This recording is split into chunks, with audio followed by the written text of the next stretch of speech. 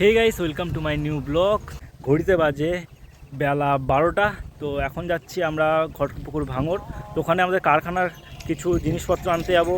সুতো আছে, বোতাম আছে, এলাস্টিক আছে, এই সব জিনিসগুলো সব কারখানার কাজে লাগে। তো চলো যাই, এক এক করে এই জিনিসগুলো কিনি।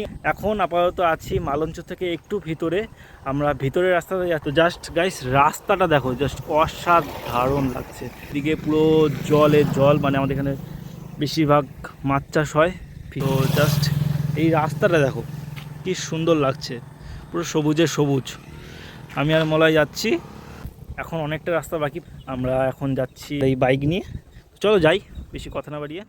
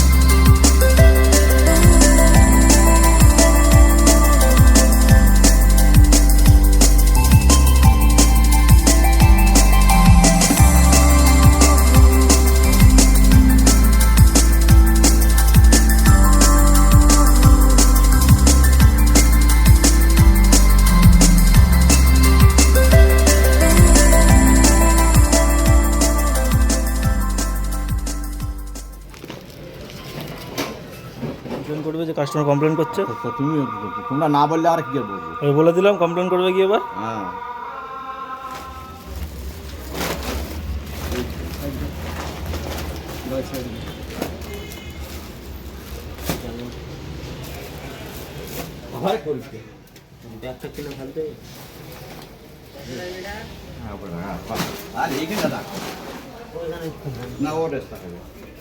চ ঘুরে চ। সবাই এখানে মালটা রেখে, মানে সুতো আর এলাস্টিকটা রেখে আমরা যাচ্ছি এখন ভাঙড়ে। ভাঙড় কলেজের পাশে আমরা বোতাম আনতে যাব, জামার বোতাম। তো চলো ওখান থেকে বোতামটা নিয়ে আবার এই রাস্তায় যখন ফিরবো তখন এই মালটা নিয়ে নেবো। সবাই আমরা ভাঙড় থেকে এখন বেরিয়ে গেছি। এই যে মলয়ের হাতে যে বোতাম, তো চলো ওই 15 প্যাকেট মতন বোতাম নিলাম। তো এখানে বিল হলো টোটাল আমাদের 1835 টাকা। ওখানে সুতোর দোকানে সুতো আর এলাস্টিক নিয়ে আমাদের বিল হয়েছিল 5068 টাকা। এই হচ্ছে টোটাল আমাদের আজকের খরচ। তো চলো এবার যাই আমরা সুতোর দোকানে, সুতোটা ওখান থেকে নেই, দেন আমরা যাব বাড়িতে। তো চলো যাই।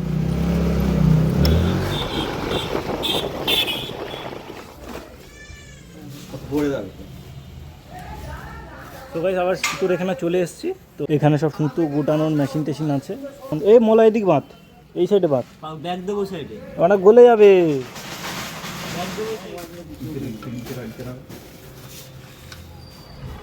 সো গাইস আমরা এখন সোনপুর থেকে বেরিয়ে গেছি। তো এখন ঘড়িতে বাজে দুপুর 1:30টা।